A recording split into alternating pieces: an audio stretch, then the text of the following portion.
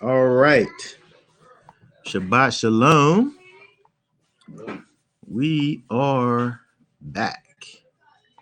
We are going to just get right into the situation. We're continuing with our look at Bereshit.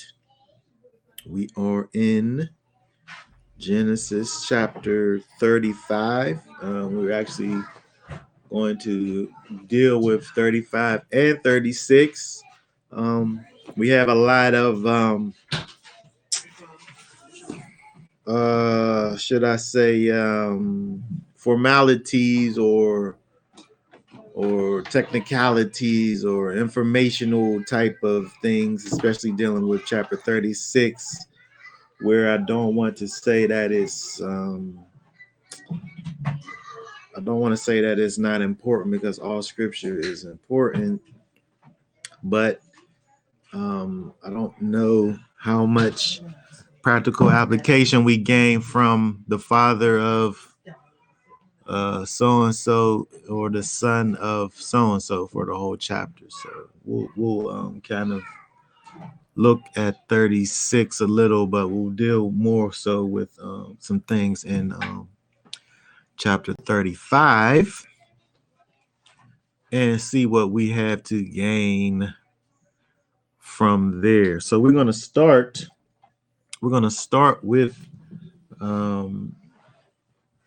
actually we'll start with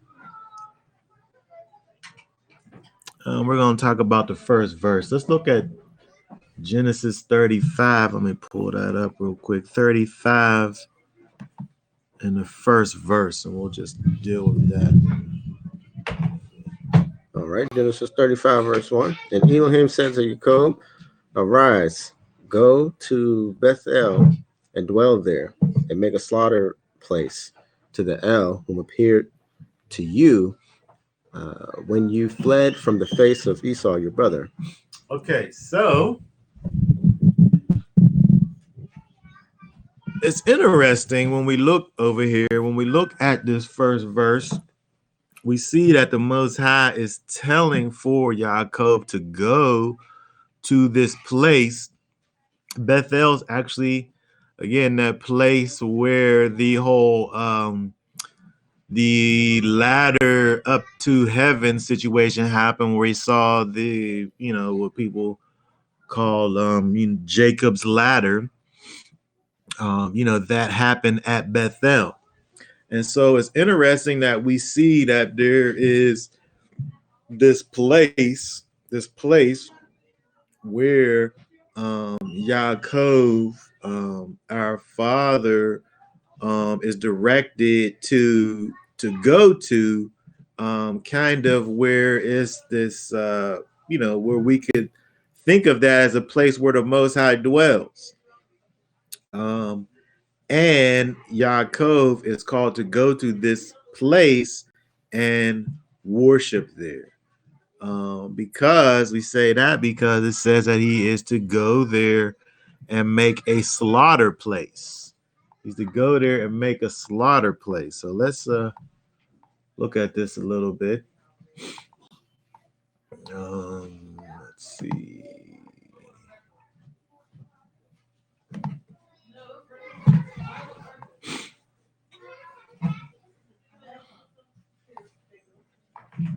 We want to see this and this. So it says, well, the scripture says slaughter place. It says in the King James, it says make there an altar, which is a mizbeach.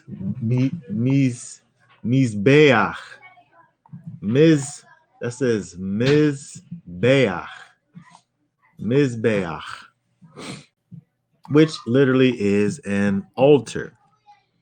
And so when we think about this slaughter place, this altar that's being erected, one of the main things that we think about, where we see kind of in these times of old, because as Israel became a nation, and they've got the law, statutes, and commandments, they would eventually get the instructions for the tabernacle, and the holy place and all of that, a place where the Most High will come and dwell.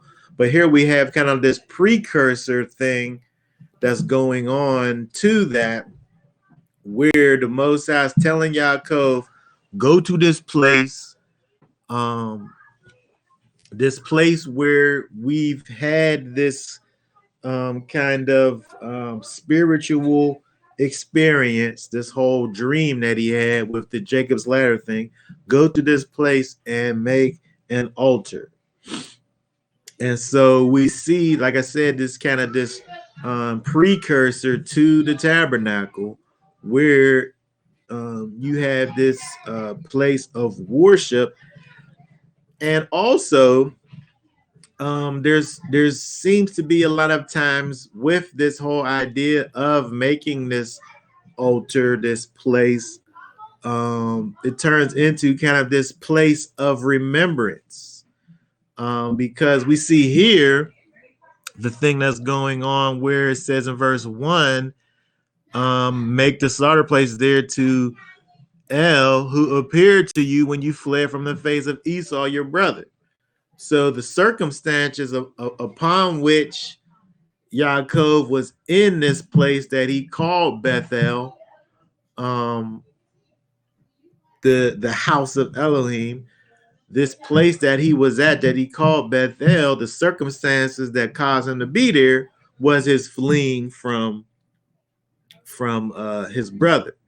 And then if we go back in the scriptures, we see other times and other places where we see this slaughter places, various slaughter places are erected, and they're erected there and named there based on this kind of remembrance of a particular experience that happened, always involving the Most High. Like, for instance, whenever Yaakov was wrestling with the angel, he called that place Penuel, Penuel, because he came face to face with the Most High and didn't die, right? So we have all of these names of these places where there's encounters with the Most High, and you're remembering something about what was going on there. So we can think about the fact that these places cause us to think about intimacy. They cause us to think about the fact that the Most High is real, right? He's remembering this time where he had this this spiritual experience, and he's recalling it. And again, this experience is something that is connecting him to the Almighty.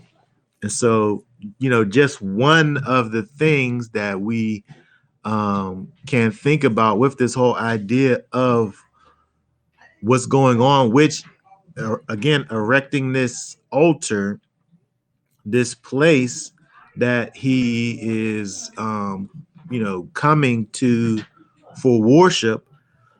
Part of this worship experience is recalling those things which the Most High has done, recalling those things which the Most High has done for you. When we think about the Most High, whenever he talks to Israel, the first time that he actually audibly speaks to the nation, the way that he introduces himself, he has this whole thing with naming how he is kind of related to the people. He's recalling an experience that the people had, something that the Most High has done for them. Let's pull that up over here. Shalom, shalom. Let's see here.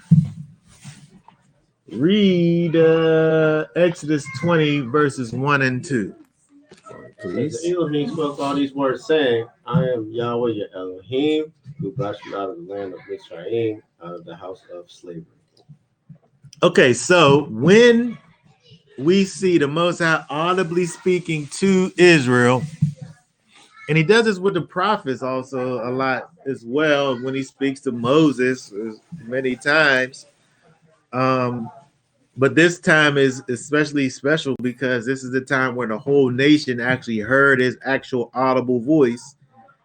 He puts this piece with his name as if it's almost as if he's like a title for himself, or definitely some type of association that he's given the people of who he is.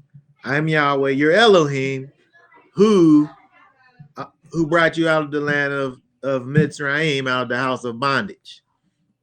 And again, we see this many times where he adds, he can't just say, I am the Most High, I am Yahweh. You got to say with that, I'm your Elohim. And he don't just stop right there. He got to put with that, I'm the one that brought you out of the land of Mitzrayim.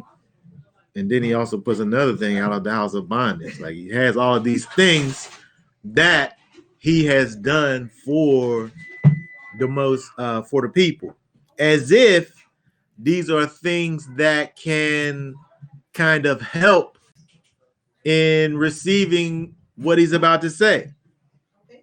I think it should actually to know who he is, what he's done for you, kind of the reasons why he's done these things for you, should actually help you to accept whatever it is that he's about to say. I'm the Most High. I've done all of these things for you that mean a lot to you, kind of. It kind of means a lot to you. Okay, so now here's what I require. And then he goes through the actual commandments. But again, when we think about this idea of this whole worship experience over here, the place that he told for Yaakov to go to, again, he adds this idea of remembrance to it, as if he's giving Yaakov a reason to make this altar. And again, I'm saying that this reason is a remembrance, kind of this recollection of intimacy. He's not just this voice, this faceless voice, but he's adding to the voice experience and intimacy, giving Yaakov, Yaakov has had these experiences, and now he's able to look back and recall these experiences to kind of fortify the intimacy and the relationship with the Almighty.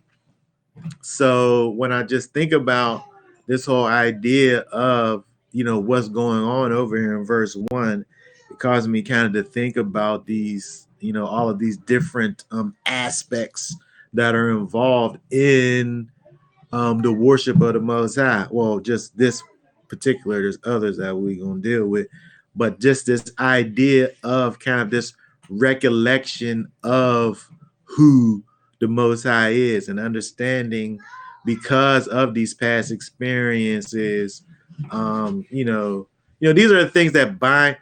We can think about, people, when you have shared experiences with people, it kind of binds you together.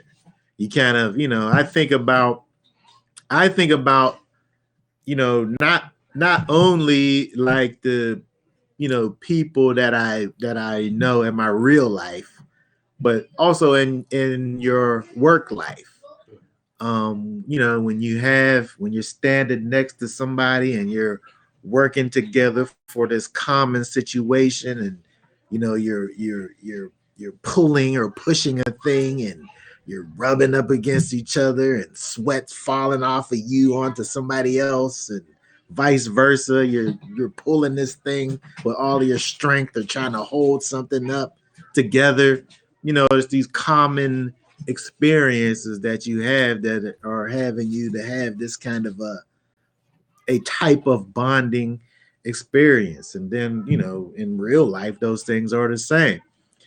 And so the Most High deals with us in ways that we are able to understand him. He's spirit, we're flesh, but he deals with us in ways that we're able to understand. And we see over here again, like I said, this aspect of adding this shared experience to this this worship thing. So let's see here. So the other thing that we can think about with this idea of this slaughter place is the actual sacrifice, right? It's not just a place that he's dedicated to the Most High that has this special connection of a thing that's happened. It's an altar that, on the altar, you make a sacrifice. You kill something there and you offer this thing unto the Most High. And so let me see here. Let's see, that's got Webster there. Let me see.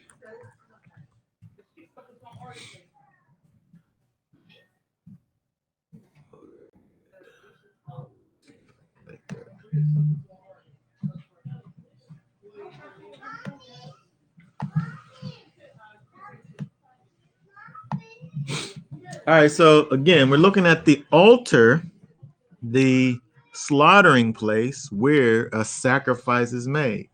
So let's look at some ways that we can kind of define sacrifice. It says here to offer to Elohim in homage or worship by killing and consuming as victims on an altar, to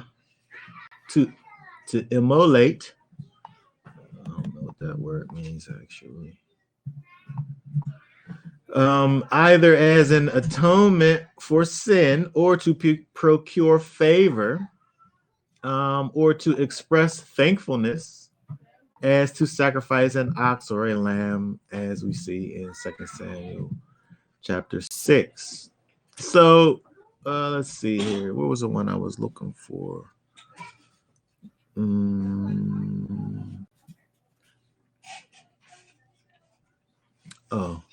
To destroy, surrender, or suffer to be lost for, this is the one I was looking for here, the second one. To destroy, surrender, or suffer to be lost for the sake of obtaining something, as to sacrifice the peace of the church to a little vain curiosity.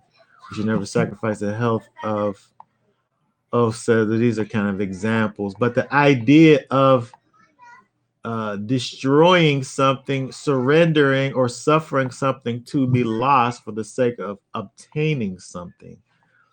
So when we think about sacrifice in terms of sacrifice for sin, you're destroying this thing, this sacrifice, for the sake of obtaining atonement for the sin.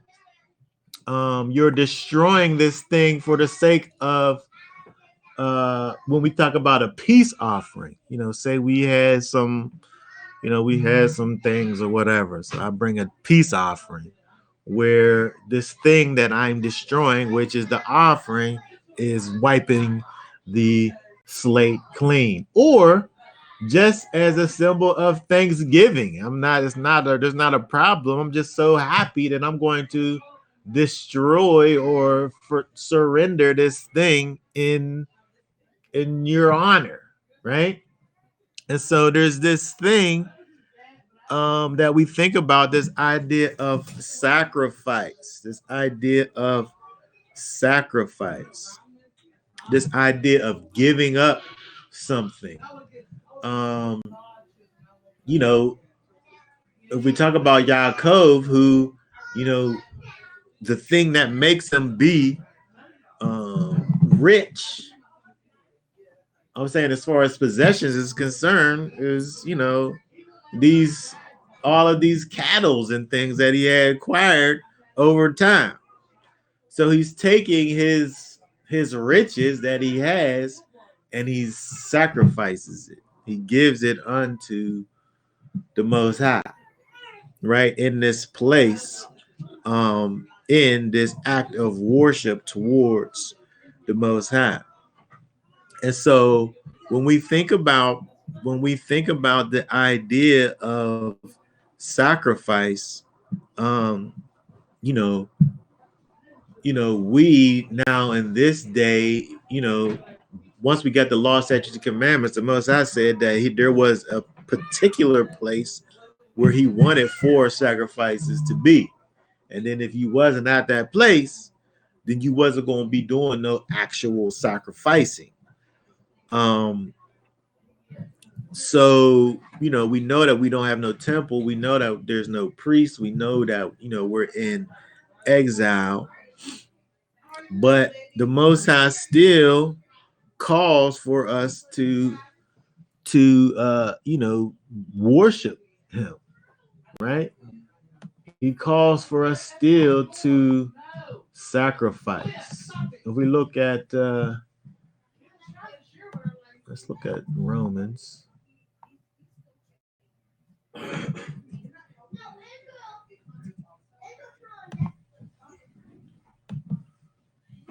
Read verse 1. Because I call upon you, therefore, brothers, through the compassion of Elohim, to present your bodies a living offering, set apart, well pleasing to Elohim, your reasonable work, or reasonable worship.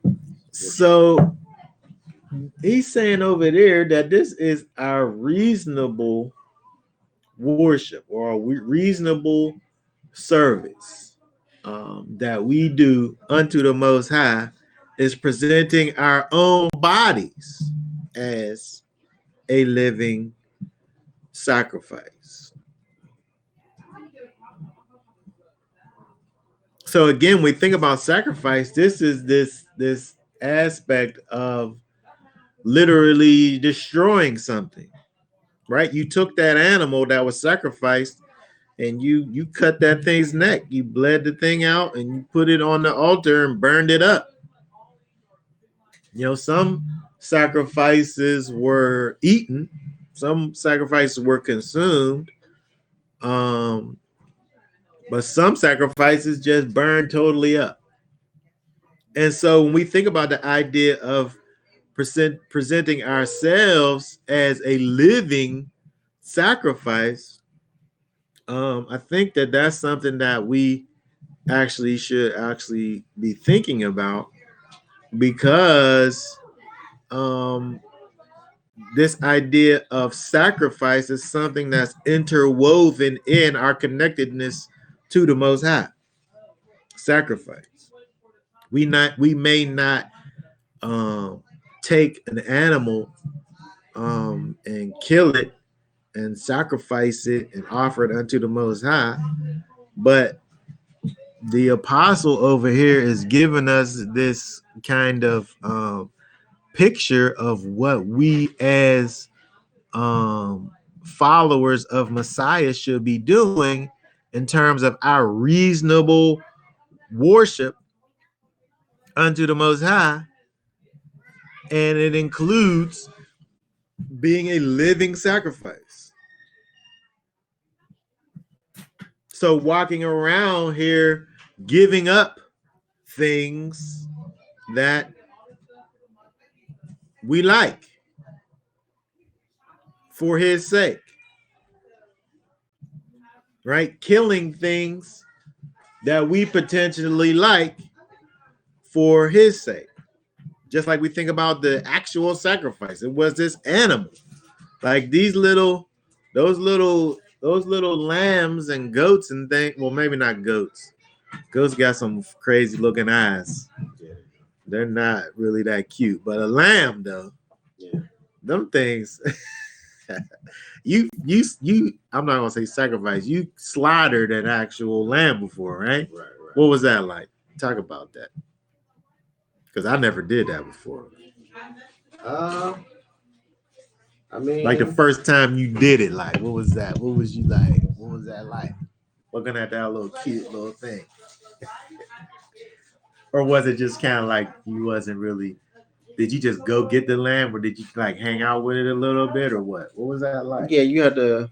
They said to hang out with it a little bit to calm it down, and So you did hang out with the lamb a little bit. yeah, You hung out with it. yeah. You well, this was in New York.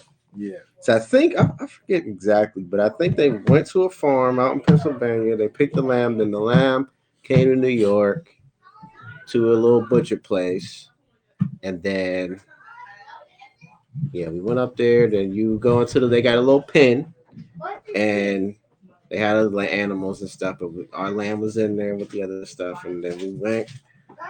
I went and sat with him, talked to him, and calmed him down. Then you lead him over to the little slaughter spot, and then you cover his eyes. We say our little prayer, or whatever, and then get the knife. The butcher give you this crazy sharp knife this long and slit his throat. You gotta hold it, and then the blood they got this little pit on the floor, and the blood goes. But you're supposed to keep it calm. But then you hold it, and when you slit his throat, it basically just dies. It's like don't move. Now another brother, he was just kind of did it off like it wasn't calm. So then when he did his, he slit the throat. It was kicking like it was had a crazy death. Like Yeah.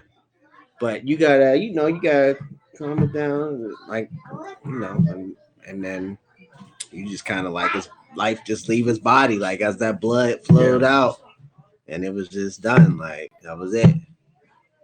It was an experience. Yeah. I guess it's kind of different when you kind of go and get a lamb like from a farm and just for the purposes of slaughtering it. But like when it's your own lamb, that you probably was there and was there whenever it came out of his mother and all of that, and you fed it and you sat up there and raised it, and it's this thing that you fed, right, that you nurtured and grew, right, for a whole year.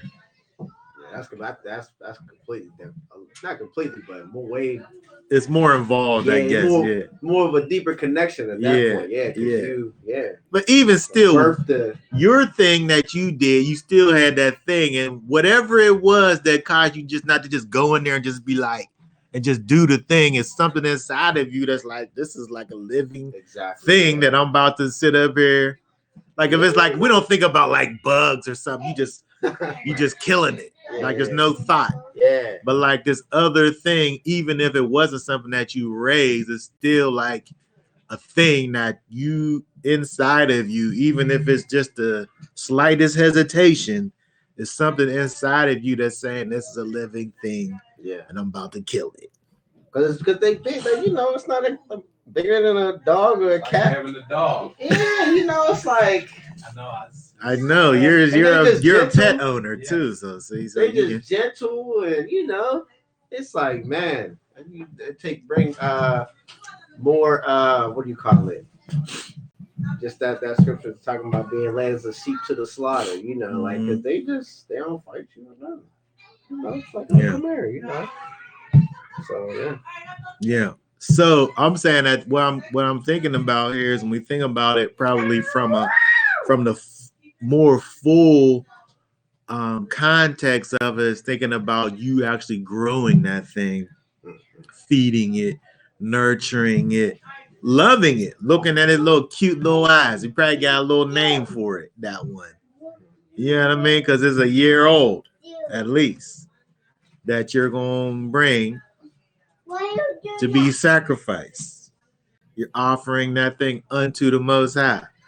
The one that you offering is not going to be the you're not going to offer to him like the one that got a broken leg, the raggedy one. You're not giving him that one. You give him the best one. So it's even like more so. The cutest one. The one that got the biggest eyelashes, the one that looks at you, just the cutest one. That's the one that you're giving to him as a sacrifice. And so when we think about this idea of making yourself a living sacrifice, you know, those parts that you got to offer up to the Most High and give to him, that you're offering to him forever. Like it's like an irrevocable thing. You can't reverse it. You can't unsacrifice something. If you sacrificed it, it's there. So there's a finality to the situation. It's a real life sacrifice. And so when we think about the idea of, again, this worshiping of the Most High, there's got to be sacrifice involved. There's got to be something that you are leaving behind that's involved. It's a part of, and it's a part of your situation. Again, we look at Yaakov, a part of the thing that was added to his wealth. A part of his wealth he leaves behind and he gives to the Most High. And he's doing this all over the place. He's having all of these experiences that he's having with the Most High. A few of them at this point. Now he's revisiting another place and offering another sacrifice, you know, at the same place. Multiple times he's going and making these sacrifices, this offering up of something to the Almighty, in the you know, with the idea of worship involved. And again, we're talking about, you know, this sacrifice, this giving up of self, and the fact that this is an integral part of our worship, our experience to the Most High. You know, when we come to the Most High, when we come to the Father, if we think about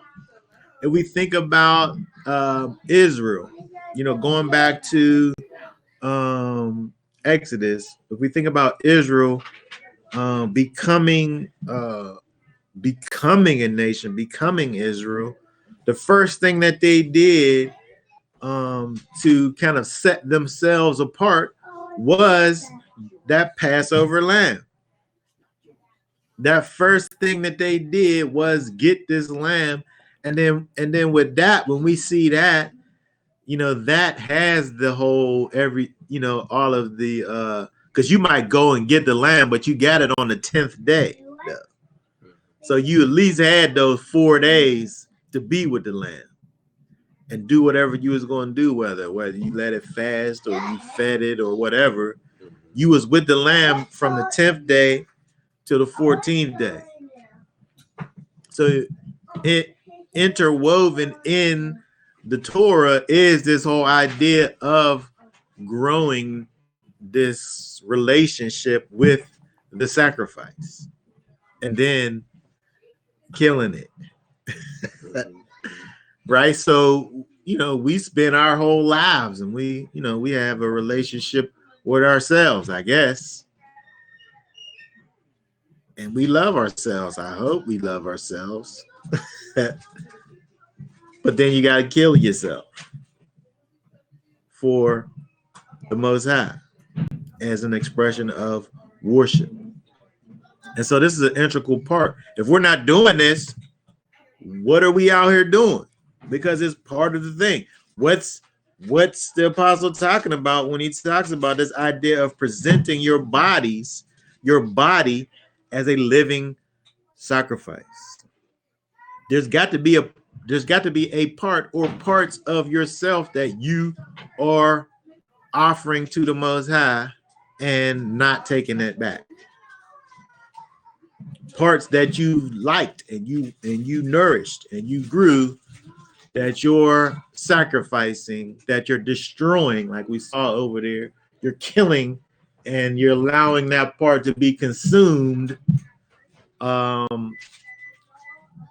as a reasonable worship unto the Most High. Yaakov showed us.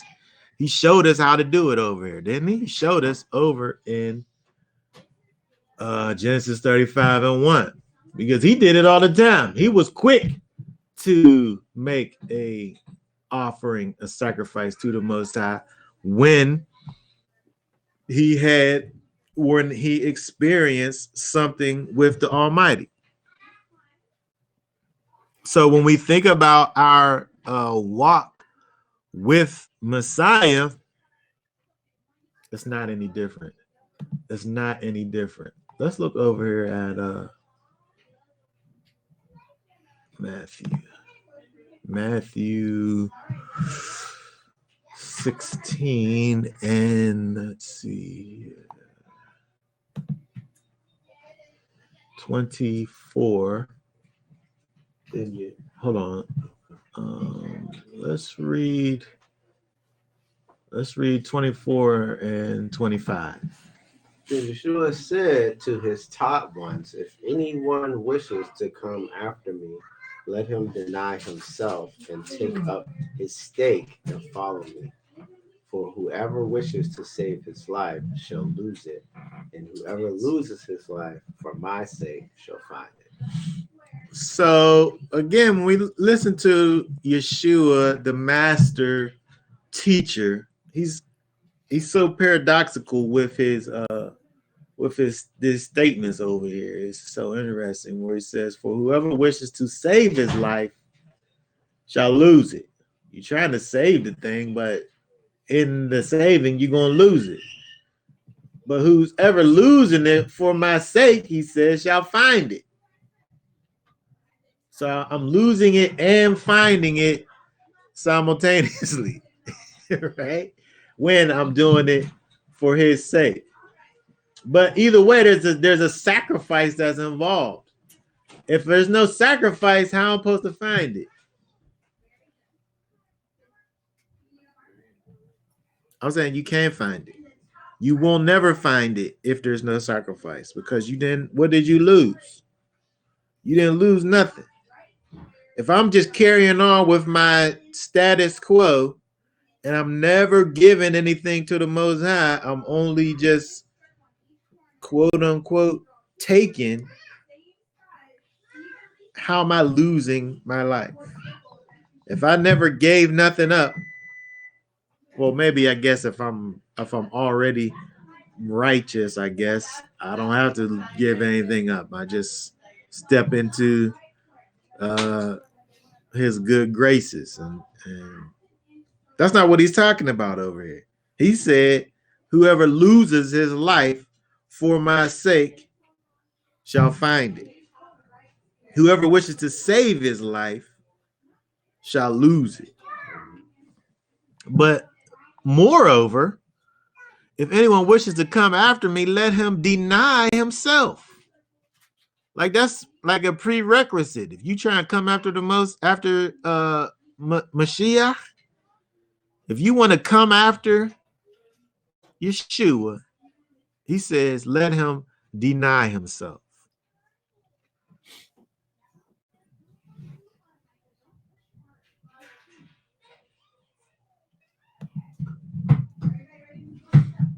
Deny utterly, disown, abstain, deny.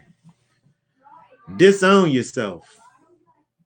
He said, whoever wants to come after me, disown yourself. And then you could come after me, then follow me.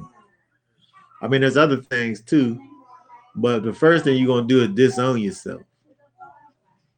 Abstain or deny yourself. It's interesting because when we think about life outside of Messiah, that one of the main things that involves kind of is kind of building up yourself. It's like a main part of what we do as human beings. It's just we build ourselves.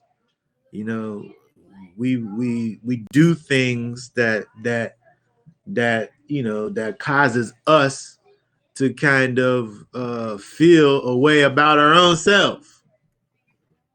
You know, whether it's looks or you know, or dress, or you know, our intellect, or you know, all of these things that we kind of build up. But Yeshua over here is saying that if anybody wants to follow me, then something about those things has to be denied. There has to be some type of abstinence that happens in order, as one of the things that's you know, required of the Messiah if we want to follow after him. When we think about things kind of in kind of like a psychological kind of a way, you know, we think about the idea of the, you know, the ego, the self, this thing that you build up, that builds over time.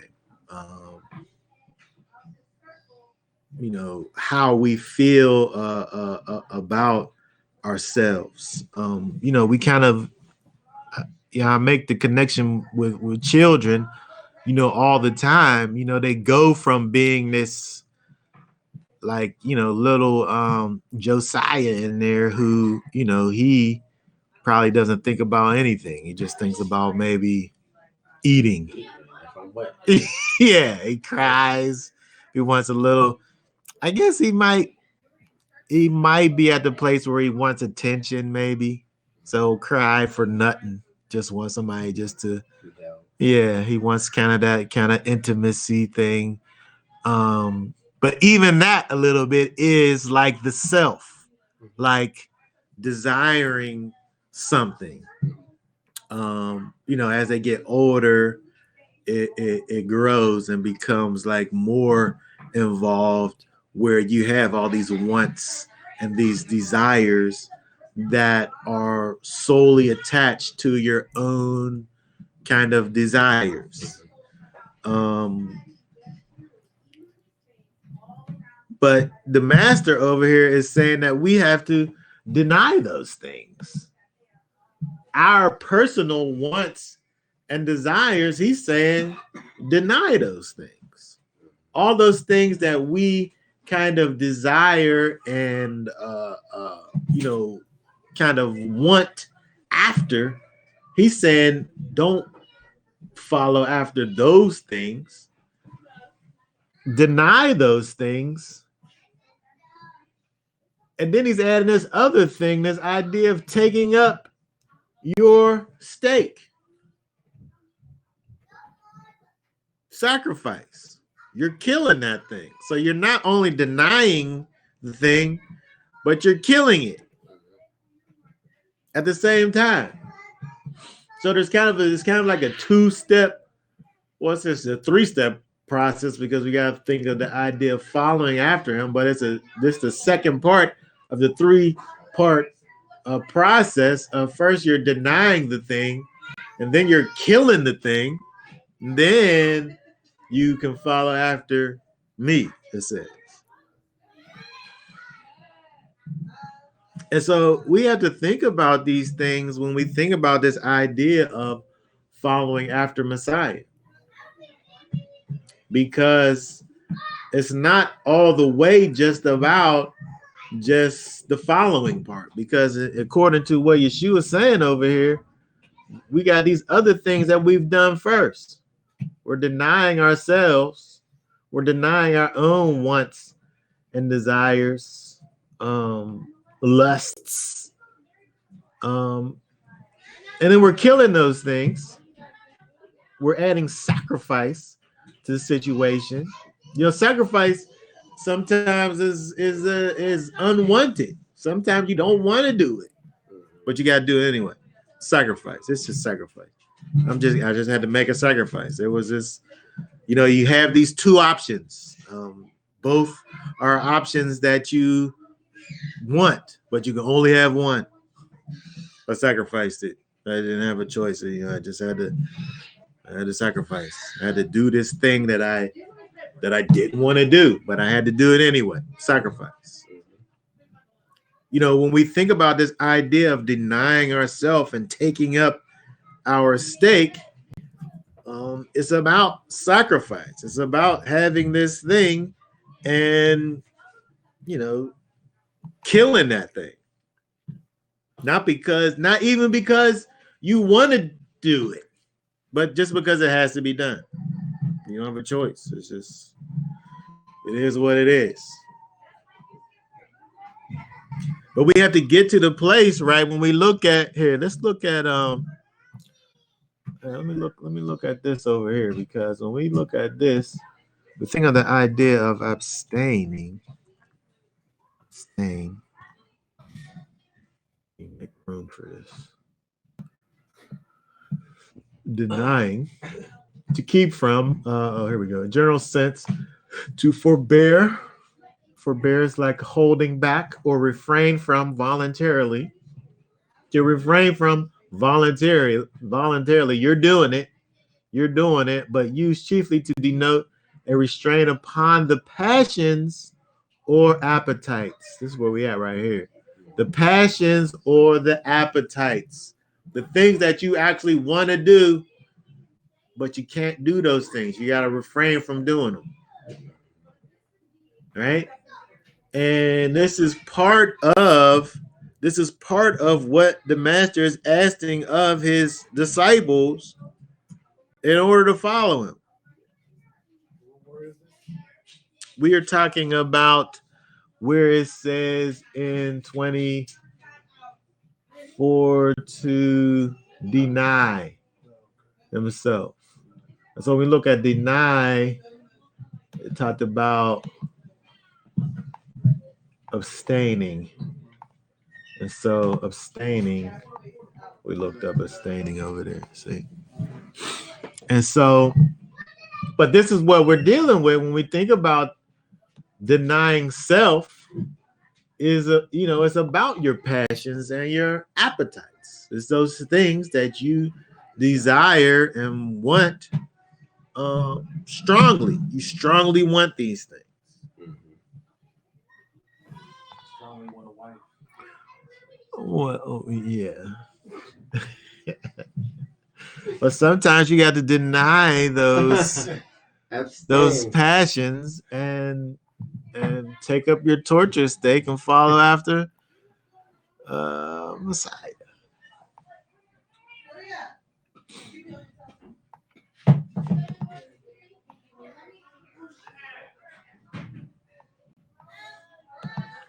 Let's look at James chapter 1 and 14 and 15. Chapter 1, 14 and 15. Let's see, read 14 and 15. But each one is enticed when he is drawn away by his own desires and trapped. Then, when desire has conceived, it gives birth to sin. And sin, when it has been accomplished, brings forth death. Okay, so when we think about the idea of our own desires, many times the things that we desire, can be kind of neutral. Some things can be neutral, some not. And the desiring is not always the problem. But when we think about what Yeshua was saying over there in Matthew, he's saying, when he talks about the idea of denying yourself, we got to think about the idea of denying our desires, denying the things that we are desiring to do or be. Because we can get into these things over here and become trapped by our desires, right? And then following these things out, then bring forth sin, right? So we had to be able to get to the place of selflessness, right? It's the exact opposite of what we naturally are. We're naturally selfish. We're naturally just about ourselves. It's about me. You have to take extra steps in your situation to kind of operate in a way that is selfless, where you're automatically going to do things for your own self. You're going to get yourself something to eat or drink, or you're going to go out and do things for your own preservation. But then you have to take extra steps in order to do things for other people. And it's interesting when we look at when Yeshua is challenged by the person in terms of talking about the greatest commands, where the greatest commands involve loving the Most High and then loving your neighbor as yourself. You don't have to be taught or told or developed to love yourself. You do that naturally. You naturally love yourself, and you do things unless you have some type of disorder. You do things to preserve yourself naturally. You naturally do that. But you have to be cultivated and taught and shown and practice how to love others the same way that you love yourself. Right. And doing that, right, the act of doing that is denying yourself, where you're going to naturally put your own self first. But when we think about this idea of loving others as yourself, you're treating others the way that you would naturally treat your own self. You're putting them first. Instead of putting your own self first, you're putting others first, right? And these are things that you don't naturally do. You naturally put your own self first, right? Oh, there's some things over there. Let me get some of that. Where when we think about selflessness, there's some things over there. Let me see if you would like some of that. You want some of those things over there? Right? And so, when we think about what Yeshua is talking about in terms of this idea of denying yourself, denying your appetites, denying your desires, taking up your torture stake, killing those things, killing those desires, and follow me. Right? There's sacrifice involved. Right? So if we want to get to the place of worship, like how we began talking about, we want to get to the place of worship, all of these things are involved. Right? A relationship, understanding who it is, who the Most High is, recalling the things that he's done for you, that those things that kind of increase and fortify. If you just sit back, sometimes when you're kind of in a down situation, you can think about the things that the Most High has already done for you, where it could kind of make you be like, I remember that one time whenever I was down and out, and then all of a sudden the Most High just did XYZ for me.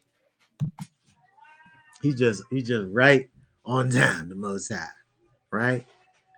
Most times when we think about things, when we kind of get down on ourselves, or we're thinking about the situation that we're currently in. We're not thinking about the big picture. We're thinking about like the pit that we're in a situation, and that's bringing us down. The thing that can bring us up is remembering how we were up and how we got there, right? And so when we look back to Yaakov over here, when he's on his journey, when he's going to the place that the Most High told for him to go, he's remembering how he got there in the first place, which was, he's fleeing from his brother. But in doing that, he had this, this intimate encounter with the Almighty. All right, let's read some more. Let's look over some more. Anybody, you guys have any thoughts or anything about any of that?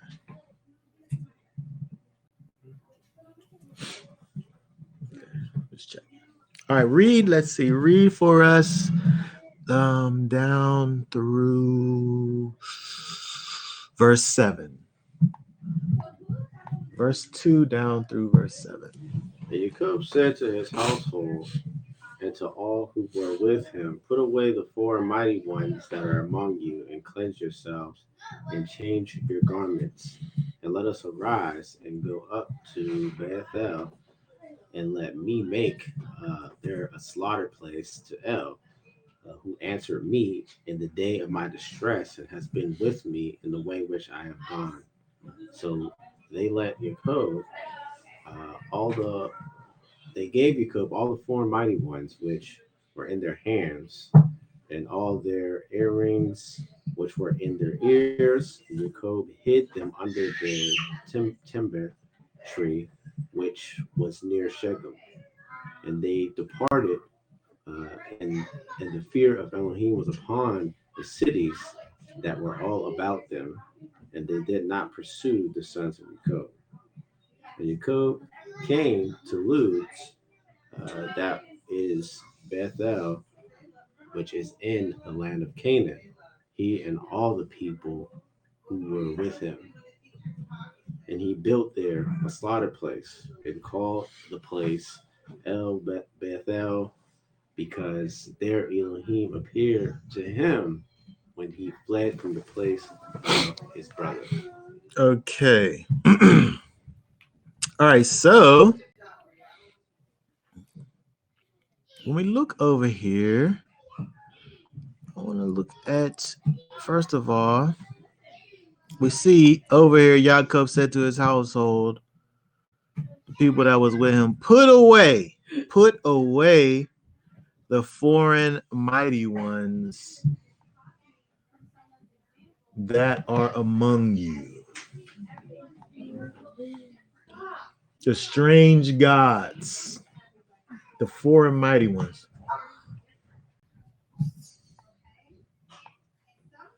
Okay, that literally means that, but we want to look at this over here. Put away. Sewer.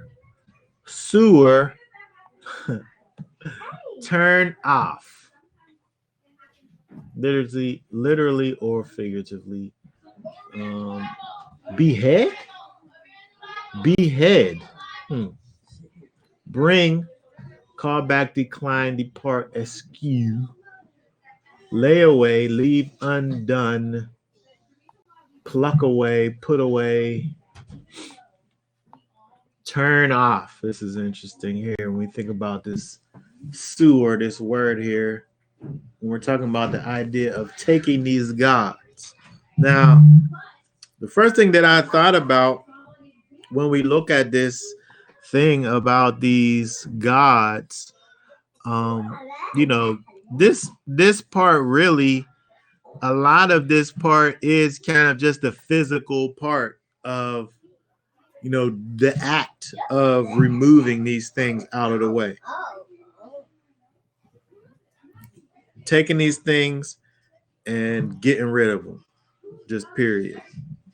There might be some internal longings, but when we think about again the idea of when we think about what Yeshua said in terms of denying self, taking up your stake and following me, there's a process involved in that. When we think about the idea of taking an idol and putting it somewhere, that's just you actually taking the thing and getting and putting it somewhere. The internal aspect of it, I'm not sure if that's involved right there. You just hold on. Stop him from doing that. It's just about taking the thing and putting it somewhere. And so, it caused me to think about the idea of, sometimes we get into these things, right? Whether they be, these things that the Most High, we know that these are things that the Most High doesn't like.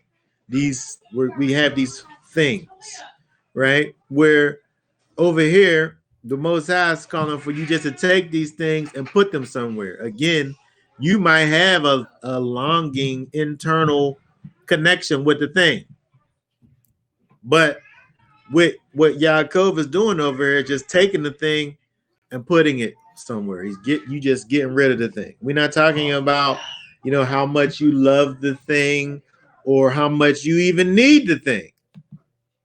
We're just talking about taking the thing and putting it over here.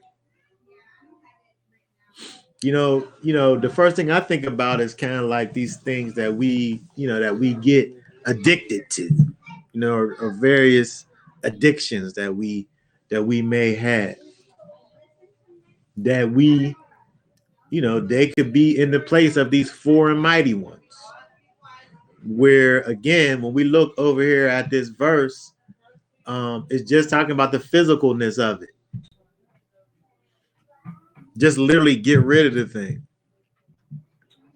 It's not talking about being healed from the thing right there. It's just saying put it away. Because I'm saying you can't even begin any type of healing from the thing if you don't first just get rid of the thing. Just take that thing and put it somewhere else where I don't know where it's at. Yaakov took the things and he buried them things, right? He didn't say tell them to stop longing after the things. If I got this thing that whenever I got to get up, I got to go and I got to get my voodoo doll. I got to get my voodoo doll and I got to sit there and look at it and do whatever I do with it. First thing. I might still got the longing, but if I don't got the thing, how am I supposed to do it? First thing you got to do is put that thing away. It's just to turn it off. Get that out of your mouth.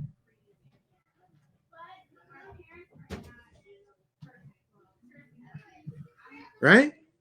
And so I think that when we think about kind of a, practical application, take that off him. When we think about a practical, I don't know why I got to talk this emotion. When we think about a practical application of what's going on over here, we look at Yaakov, who's leading his house. Yaakov, who's leading his house in righteousness. He's going to this place of worship, and he's going to bring sacrifice unto the Most High. And he's saying to his people, get these foreign gods out of here. Not be recovered from your longing for these foreign gods, but give me them and I'm getting rid of them, period. And so I think that when we think about these things that, when we make a decision to follow after the Most High, a lot of times it seems like people get into these things where, I'm trying to get myself together. I'm trying to get right. I'm trying to leave this situation or that situation. When we think about what Yaakov is doing over here, he's not saying, stop longing after these mighty ones. He's saying, give me them, give me the mighty ones, and I'm getting rid of these things, period. When we think about the things that if we can in our minds think about a thing that we know that we shouldn't be doing, but it's hard for us to not be doing it. If we could get to that place where we have this thing where we know that we shouldn't be doing the thing, but we need for the Most High to take this kind of desire away. This ain't talking about that. It's talking about just taking that thing and getting it out the way. And you can deal with the desire while you don't have the thing. Right? If I have this thing, not this thing, but this is like just a hyperbole, right? Not this thing.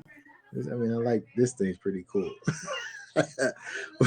But if this was the thing that I know that this thing over here is this thing that the Most High wants for me to get rid of, it's not about me kind of making it right within myself that I need to get rid of this thing and then getting rid of the thing. First, I get rid of the thing, and then me losing the desire for the thing comes after I done already got rid of it. Because that's what happened with these idols. They just had the idols. They probably just got finished looking at their idol. When Yaakov come around, round up these idols. Give me the idols. Give them over here. Take them earrings that you got off to them gods off too. Give me them ones too. Well, not earrings in general, but what they did was, they had their little trinkets and things that was to their various gods. Earrings in general wasn't a thing, but in particular, they had earrings and jewelries and things, just like false gods on yeah, Jesus. just like we do today. It's no different. But all of these things that are connected with this false worship, he said, give me all of the things.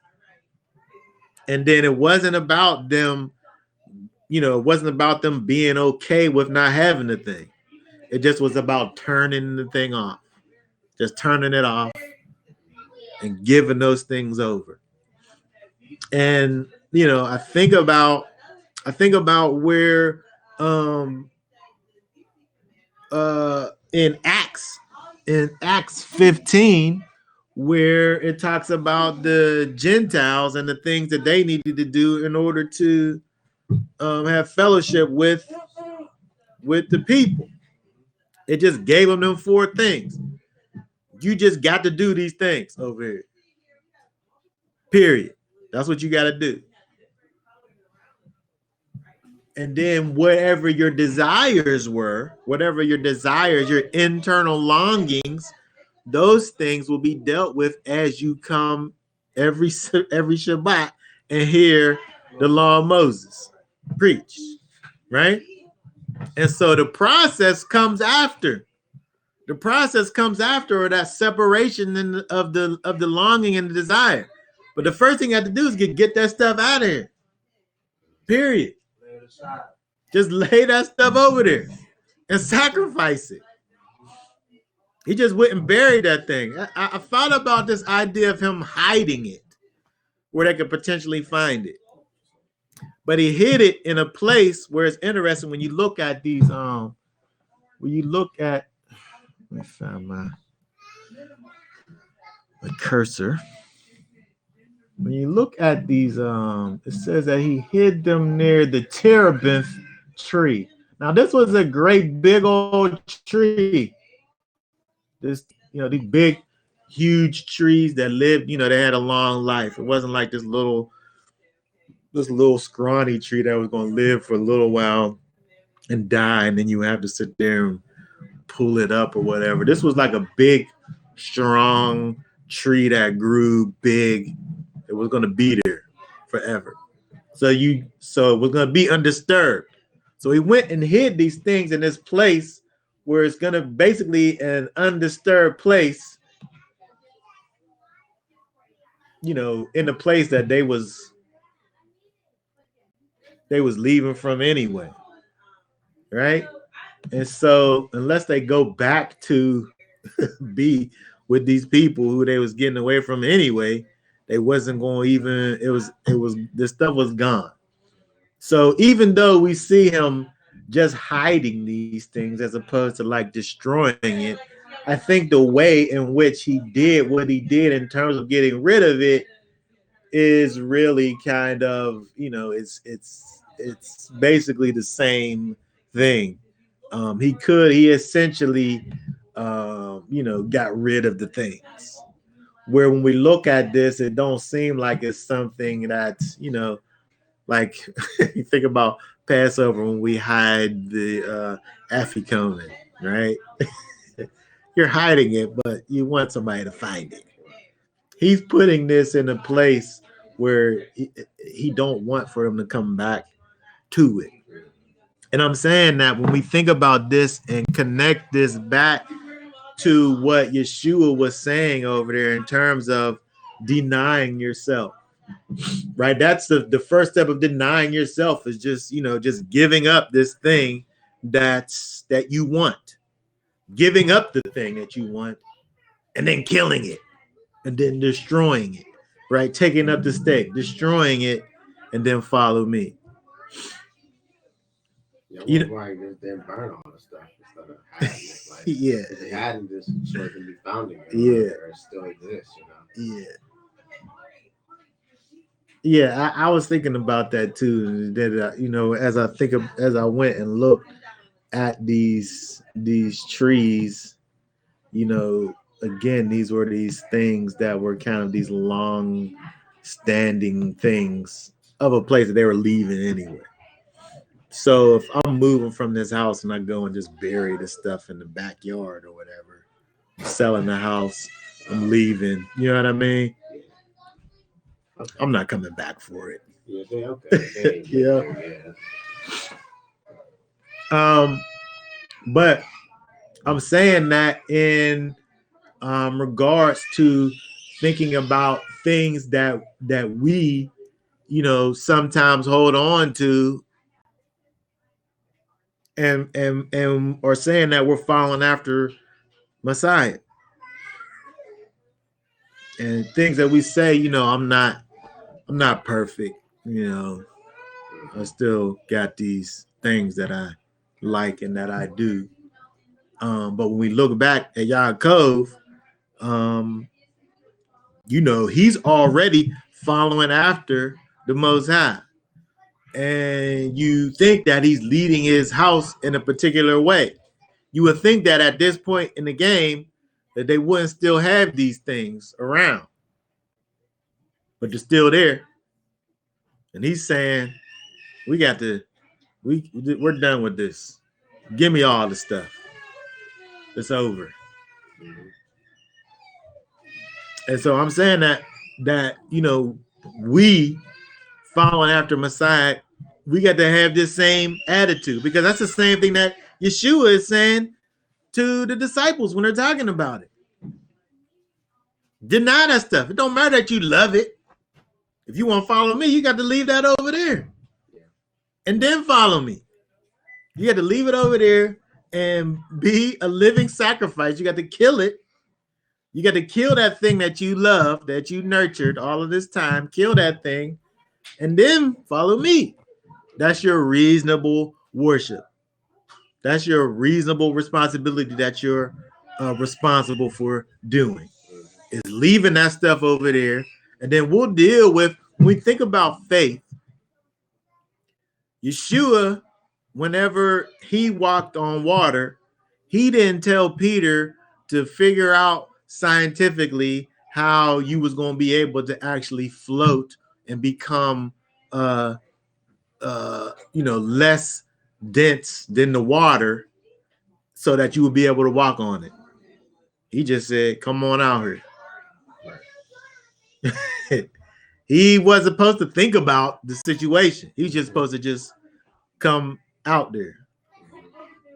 And probably, when he started thinking about it was when he began to sink. Right. when he was just coming, he wasn't thinking about science. Mm-hmm.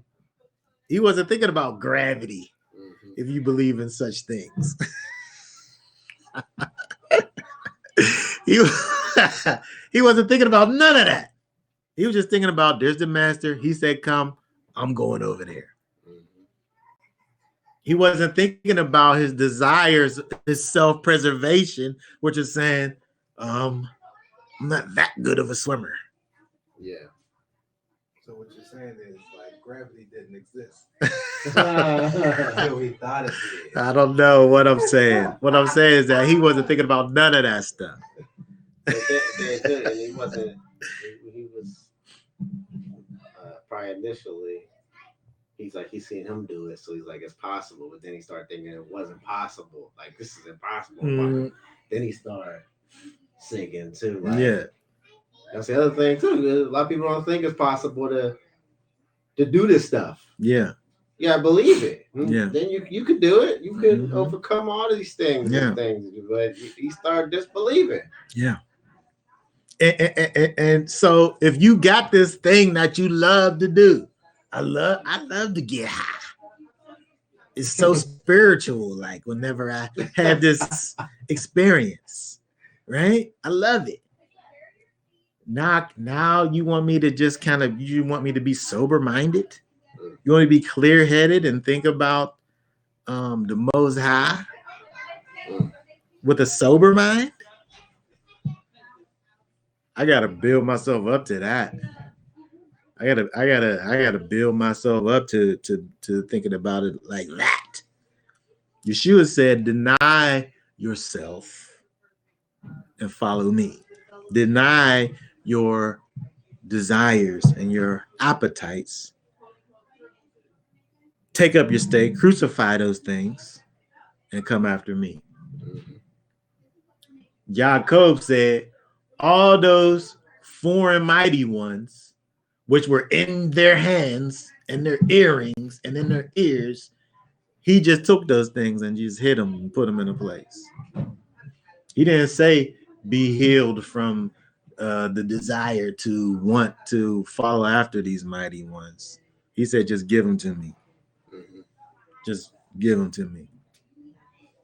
And I'm getting rid of them. And then they departed. Right? And so when we think about that and we think about again, like Yeshua and Peter, he didn't tell Peter to think about, physics and what's going to actually happen whenever you step out of the boat. He just said, step out of the boat. And the other part would be taken care of whenever he just was walking, stepping out in obedience. And when that faithlessness kicked in, then he began to sink, right?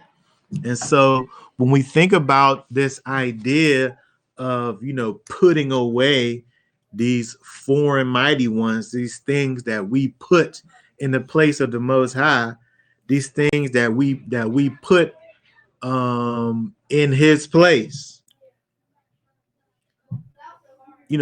we have to just get to the place of just putting these things away and then trusting that the Most High will strengthen us to remove those desires after we done put them away. If we don't never put it away, how are we going to lose the desire? You can't. Yeah, that reminded me like when I first was informed about it, I sold everything. That was a distraction. Like, Yeah. Like I said, just went to work, have my little computer set up, like go online, have a Bible, and that allowed me to get that focus and not be distracted. Yeah, you kind of got to. You gotta sacrifice to the world. I was dead to people. I was like, oh, call me only when you need me, and yeah, sometimes people gotta do that, and then just have the faith that it's for the best. And so because once you're away from them things, you see how insignificant it was, or you really didn't need it, or whatever, Yeah. get a new strength. But you gotta cause the separation to be first though.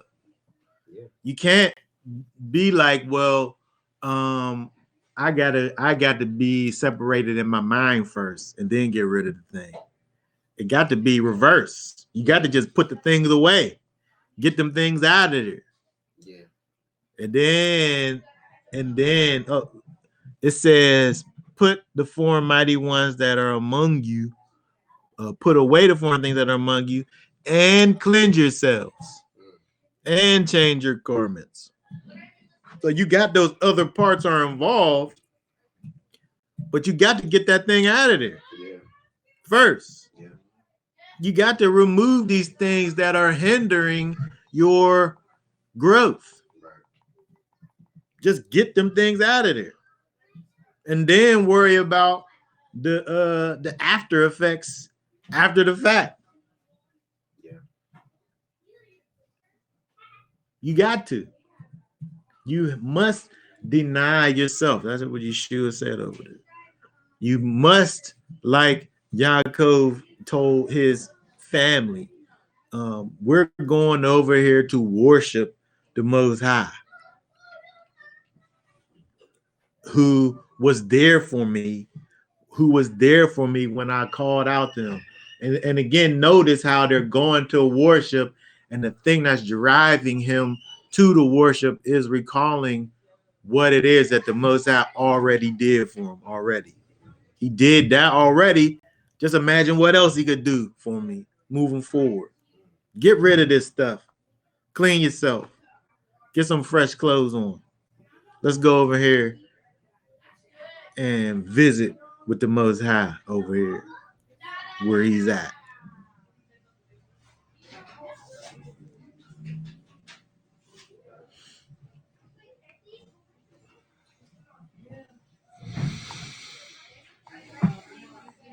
Okay, let's see here. What else we got?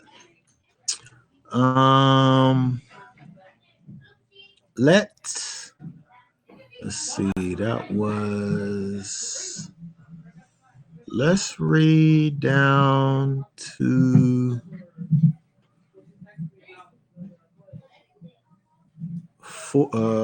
14. Where do we stop? We stopped at 7. Okay, read from 8 down to 14. And before Rivka's nurse died, she was buried below Bethel under the timber tree. So the name of it was called Alan Bakuth. And Elohim appeared to Jacob again when he came from Paddan Aram and blessed him. And Elohim said to him, your name is Jacob. Your name is no longer called Jacob, but Yisrael. Yisrael is your name. So he called his name Yisrael. And Elohim said to him, I am El Shaddai. Be fruitful and increase. A nation and a company of nations shall be from you, and sovereigns come from your body. And the land which I gave Abraham and Yitzchak I give to you, and to your seed after you I give this land. And Elohim went up from him in the place where he had spoken with him. And Jacob set up a standing column in the place where he had spoken with him, a monument of stone, and he poured a drink offering on it and poured oil on it. And Jacob called the name of the place where Elohim spoke with him Bethel.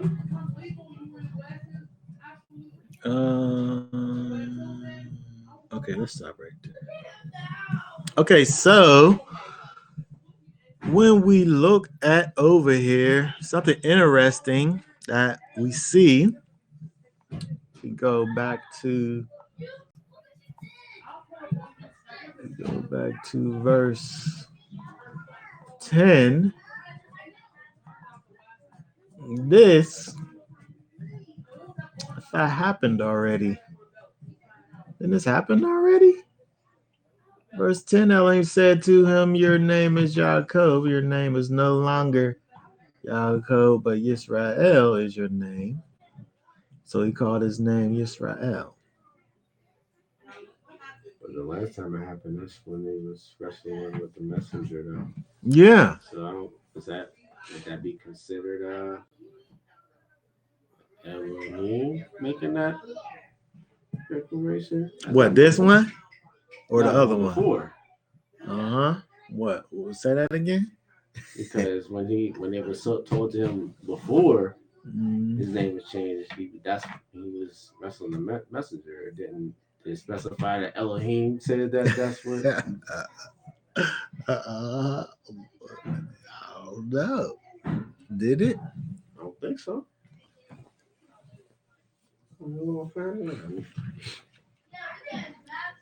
What was that? 30? 30.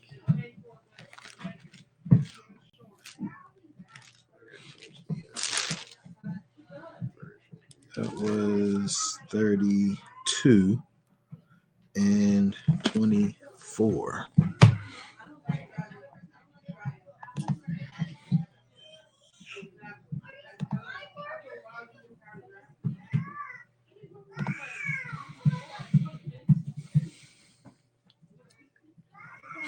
When you look at it, it says that he wrestled a man. It says until daybreak. He wrestled him. He said to him, let me go. He said, I'm not letting you go. So he asked the man. The man asked him, what is your name? And he said, Yaakov.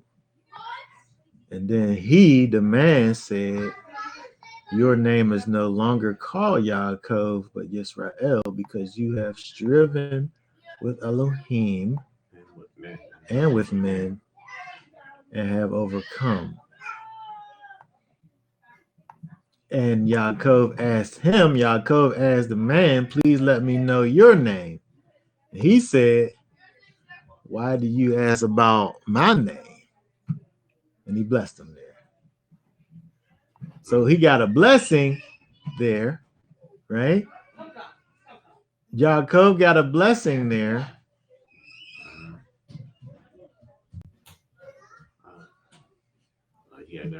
But did he change his name there, or did he give him some information that did the man give Yaakov some information that he was privy to,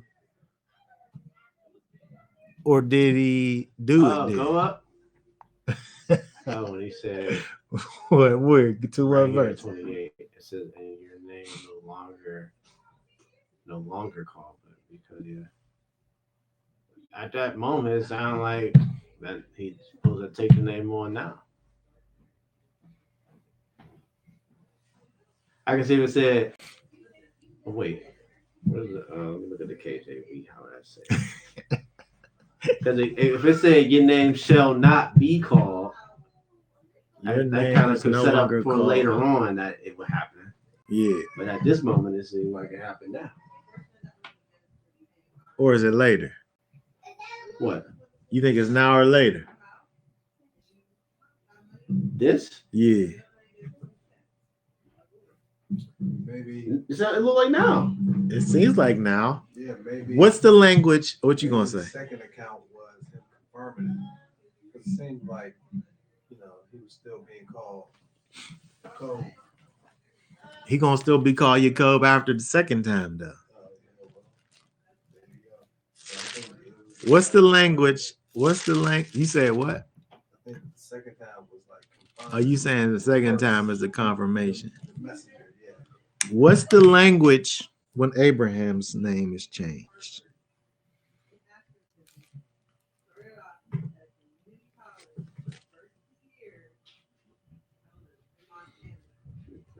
Abram, Genesis 17. Let me pull that up. Genesis 17.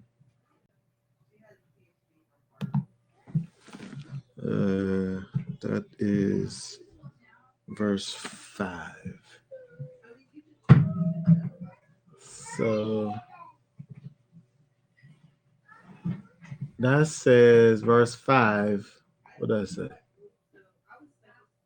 Verse No 5. longer is your name called Abraham, but your name shall be Abraham, because I shall make you father of many nations. Right there. And it's done. It's done deal, right? Is that how he said it in 32? Basically, yeah. It said the same way, right? So he called to say to Abraham. Yeah. Your name is no longer called Yaakov. So remember when we was looking at this before, we was talking about this idea of angels going forth. And so some people talk about the fact that this encounter being with angel, being with the messenger of the Most High, who and this is just what's a thought. This being a messenger of the Most High, giving Yaakov this information that his name is going to be changed because he has this information, but not necessarily doing the changing. But when we look at 35, it says, when we look at, let's see, where is that? In 35, in verse 9, right? It says what? 35, verse 9. It says, verse 10. This says that Elohim said to him, your name is Yaakov. Your name is no longer called Yaakov, but Israel. So before, it's the man that Yaakov kind of attributed to being Elohim in 32. But over here, it literally says Elohim. It says Elohim appeared to Yah. It says again, well, he appeared to him in other places. But he's, well, I guess it's kind of... In this one, Elohim says it like the last man didn't change it. He says it like, your name is Jacob. He did say that, didn't he? Yeah. Your name, he should be saying your name is Yisrael right here. He did it. Yeah. But he said your name is Yaakov right now. And then now your name is no longer called Yaakov, but Yisrael. Interesting.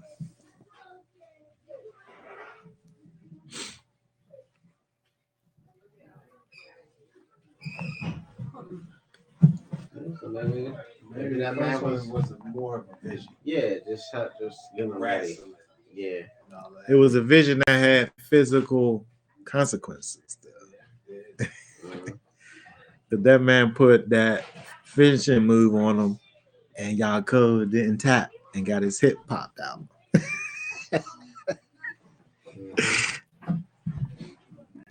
So it was a spiritual encounter that had physical implications. But he changed that. They did it. He called it something too.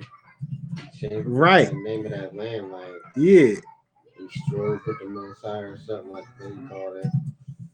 But then now he called that place Penuel because he because he was with he wrestled with Elohim. That's what it literally says, right? What do it say? 32. What verse is it? It's at the end, right? He called the name of the place Peniel. It says, for I have seen Elohim face to face, and my life was preserved.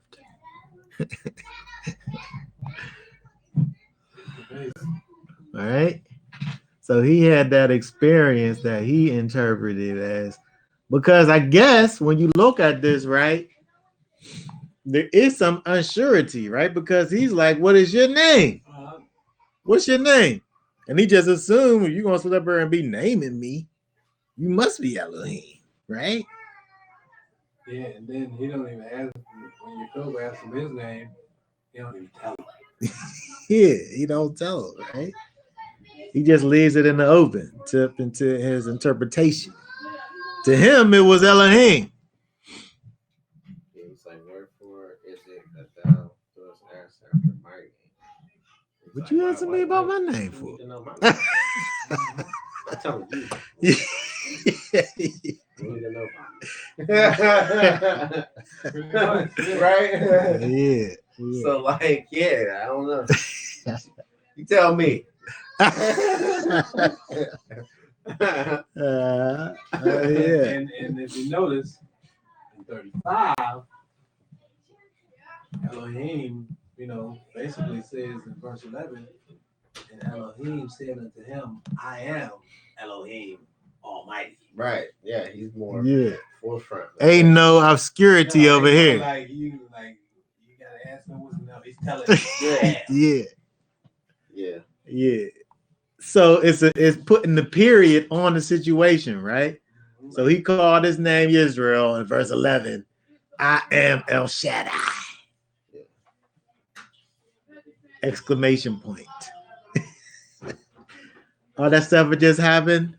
Here's how I'm able to do it. Boom. I am Elohim Almighty.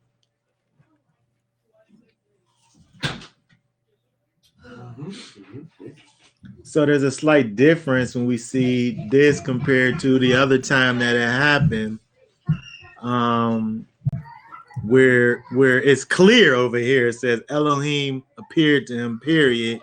Over there is unclear. It's kind of obscure, where it's this man, he's wrestling. Is he awake?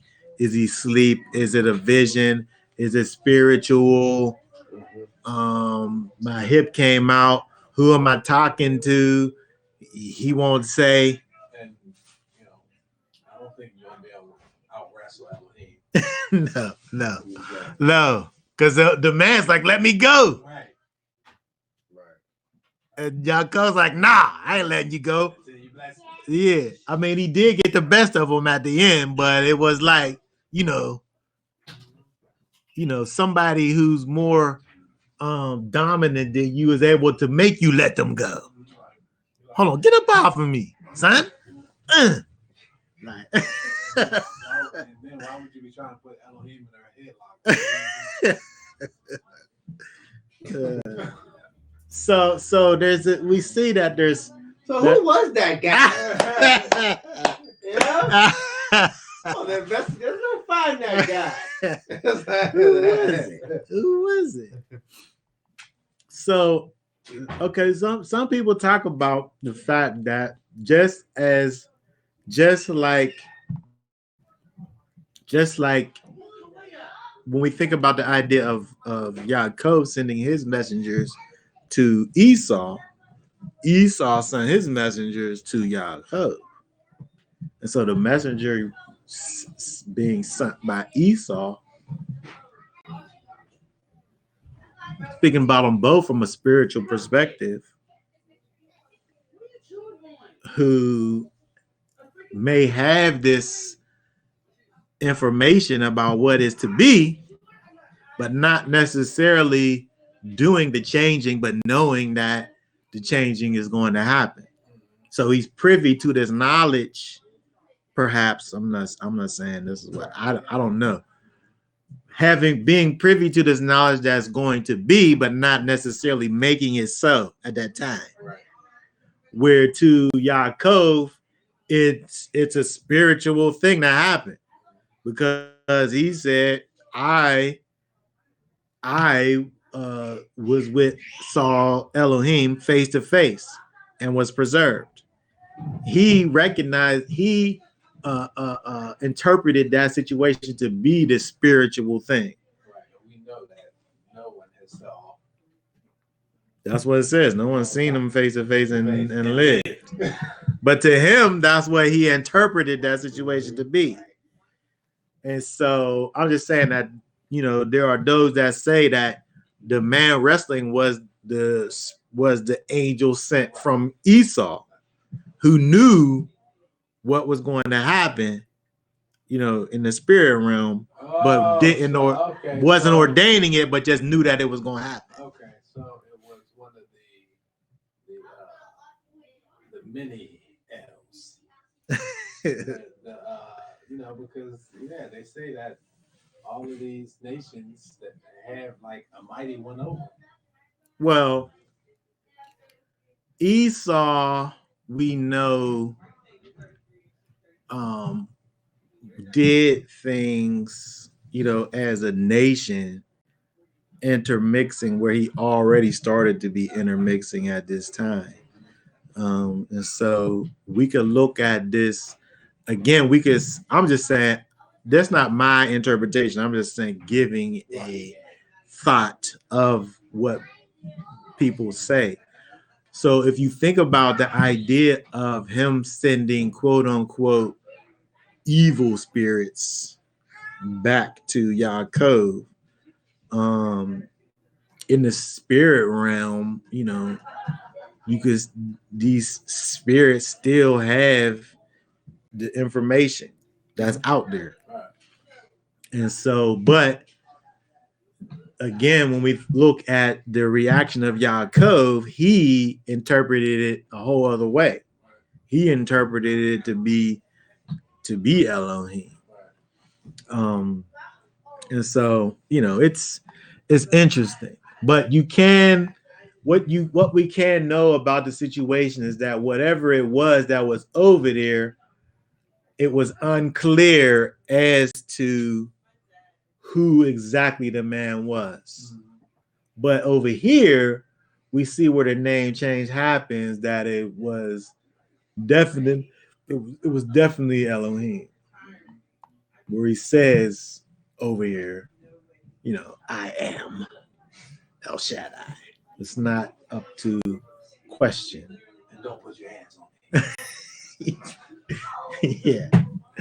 So, you know, as far as that, you know, I just was thinking about the fact that if we look at this all kind of like in a sequence, in terms of, you know, from the beginning, in terms of from verse 1, him knowing that he's going to this place, him recalling the goodness of the Most High, you know, on his way to the place, and in preparation to the place, he's removing all things that are negative and against the Most High, and getting rid of those things before coming to the place for worship, and, you know, dealing with, you know, whatever longings or desires that he has for those things, you know, will come after. He's not dealing with those things. He's just dealing with the cleansing, the removal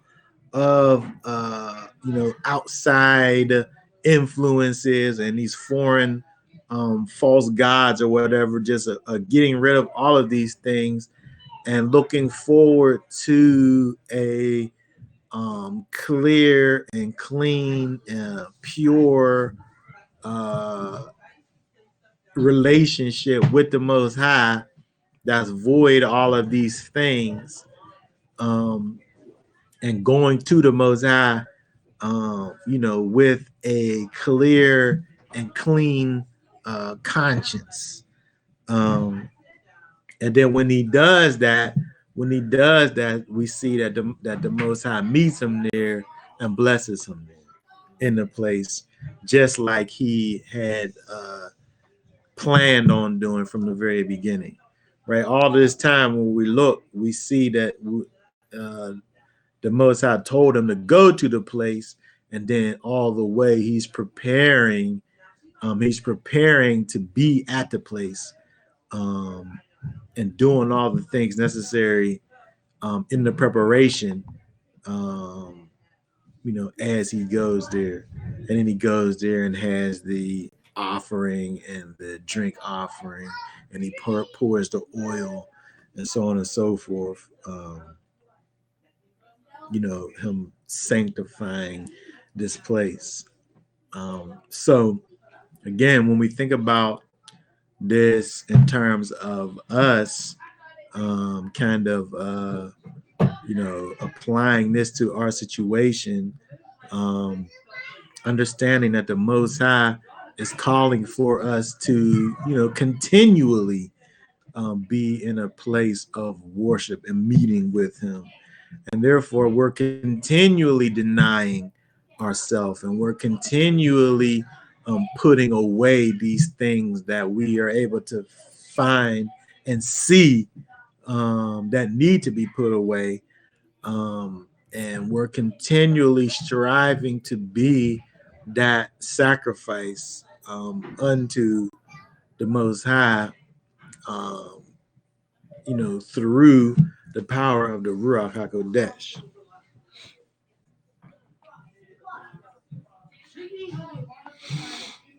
Okay, so let's see.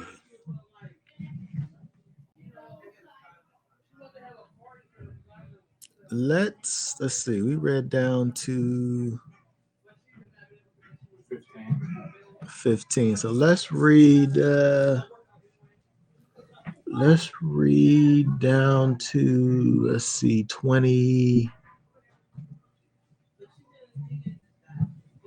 Let's continue reading. So then they set out from Bethel, and it came to be when there was but a little distance to go to Ephrath, that Rahab began to give birth and had great difficulty giving birth. And it came to be, as she was having great difficulty giving birth, that the midwife said to her, "Do not fear, for it is another son for you." And it came to be, as her life was going out, for she died, that she called his name Ben on. Is that Ben on 9? Mm-hmm. Ben on 9. But his father called him Benjamin. So Rahel died and was buried on the way to Ephrath, that is Bethlehem. Mm-hmm.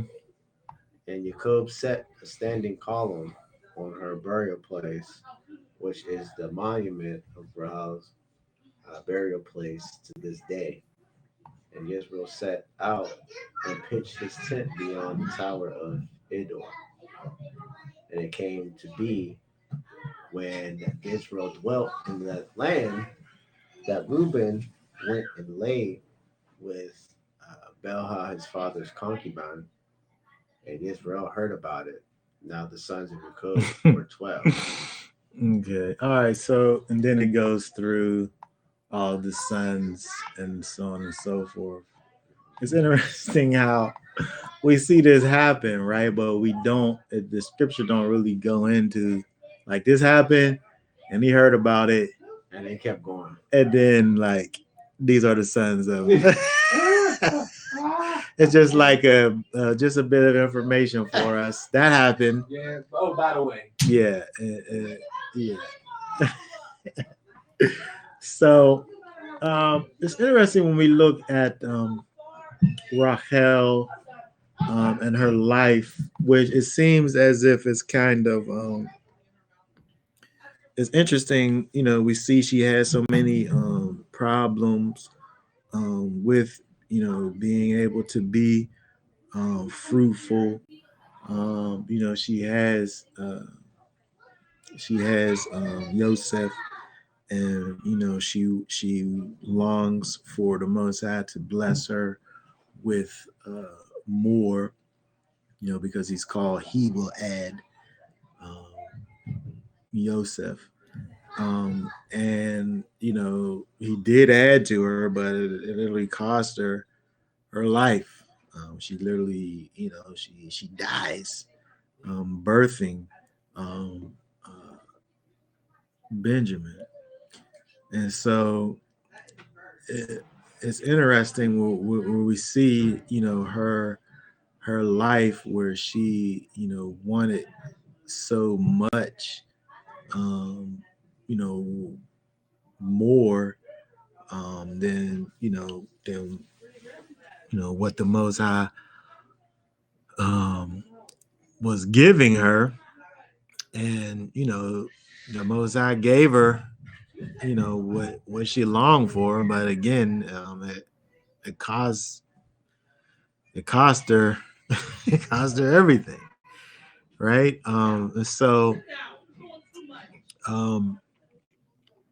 it's just interesting, sad even, when we think about Rachel, who was this the beloved of Yaakov, the favored, and that in this way, in terms of being able to be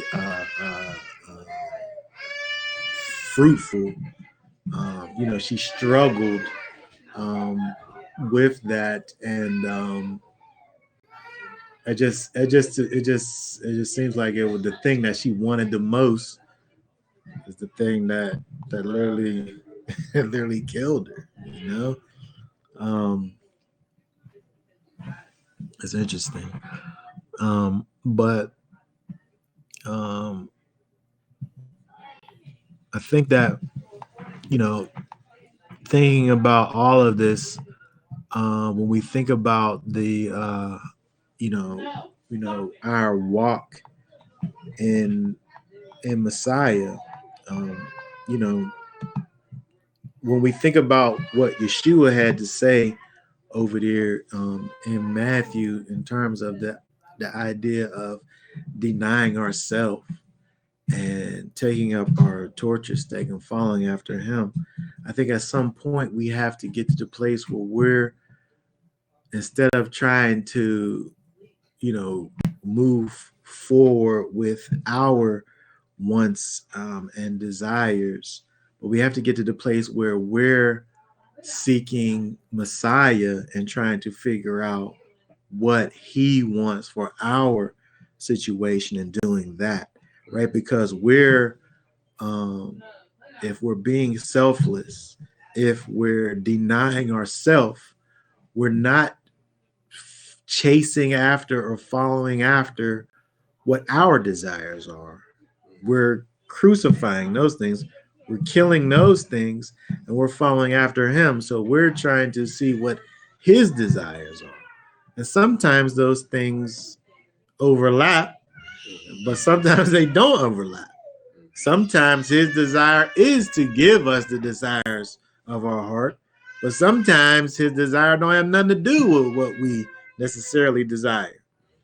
And so I think that, in this walk, in this life, we have to be able to seek after the mind of Messiah, and allow him to be able to direct our focus and show us what it is that we should be moving towards. Because unfortunately, when we look at Rachel, we see that the Most High did indeed give her the thing that she wanted the most, but it killed her, though. It kills her. And so, the Most High might even allow for us to have this thing that we want so badly. but is it what he actually wants for our lives? Um, so I'm saying that we have to be able to develop a real kind of intimacy with Messiah, with the Ruach HaKodesh, where we're able to have a clear vision and focus of what he has for us to be doing in our lives. When we think about this idea of denying ourselves, that encompasses, everything. It deals with our entire situation. We're denying our entire situation so that we're able to follow after him. And then, like I said, sometimes our following actually coincides with, our desires. We think about the idea of the prayer that Yeshua said when we think about um, as it is in heaven, let it be on earth as it is in heaven. Let it be on earth as it is in heaven. When we think about the idea of that being manifest, heaven on earth, the will and the ways of the Most High being manifest in earth. That being manifest is you seeking the desire of the Most High and allowing that to be manifest through you. And that has to be our number one goal in life, is to know what the Most High wants for us to be doing and be moving forward in that. And in that, there's blessings in that. There's blessings in doing his work. But it got to be about his work first. It got to be about what he has for us to be doing, and receiving the blessings as a result of it. So if anybody have any thoughts about that? Sounds good. Okay. So moving forward, we see where it continues on. It goes through the sons of a matter of fact, we'll finish out the chapter.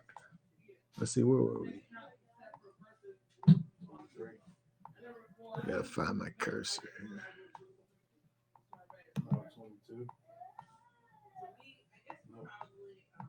Yeah, go ahead and finish out the chapter. So the sons of Leah were Reuben, Jacob's firstborn, and Shimeon, and Leuah, and Yehuda, and Issachar, and Zebulun. The sons of Rachel were Joseph and Benjamin. The sons of Bala, Rachel's female servant, were Dan and Naphtali. The sons of Zelpah, Leah's female servant, were Gad and Asher. These were the sons of Jacob who were born to him in Paddan Aram. And Jacob came to his father Yitzchak at Namir, or Korath Arba, that is Hebron, where Abraham and Yitzchak had dwelt. And the days of Yitzchak were 180 years. And Yitzchak breathed his last and died, and was gathered to his people, aged and satisfied days, and his sons Esau and Jacob buried him. Okay, so we see that it goes through the sons of Israel, of Jacob. Even again, it's still dealing with, this is Yitzhak who died, but we see that it's still referring to Yaakov as Yaakov over here, even though he has been either his name changed 2 times or 1 time. It was changed nonetheless, but we still see that over there. We talked about kind of what that kind of pictures, but we see, the sons come together. to bury their father, and then with chapter 36, it goes kind of through the descendants then of Esau, and the descendants actually are great. It deals with this whole chapters, gives you the pedigree of Esau, and so we want to kind of closing down here. We want to just think about what we kind of dealt with in terms of this idea of worship and our relationship with the Most High, and being able to trust in the power of the Ruach, and trust in Yeshua and what he has done for us. When we try to kind of think about it and work it out first, it seems as if that's kind of it's definitely detrimental to our situation, but it's not the example that we give. Yeshua says, if you want to follow me, you know, deny yourself, deny your even want and desire to even try to figure it out. Just follow me, and we'll work out the kinks as we go. But you have to just make that decision to follow after him, and you'll be strengthened and learn and figure out the hows as you're doing it. It's that on the job training.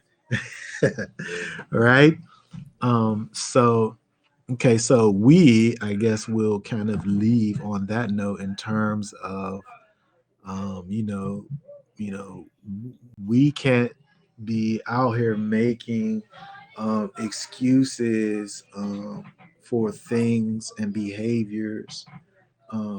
Just turn away from those things. Just turn away from those behaviors. Turn away from those wants and those desires, and you can worry about the withdrawal symptoms as you going through it.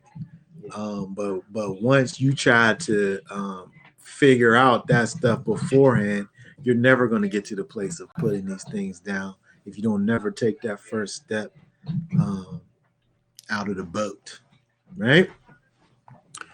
Okay, so that being said, for now we will say Shabbat Shalom, and y'all willing, we will come back and deal with Yosef and all his dealings next week. Okay, Shabbat Shalom.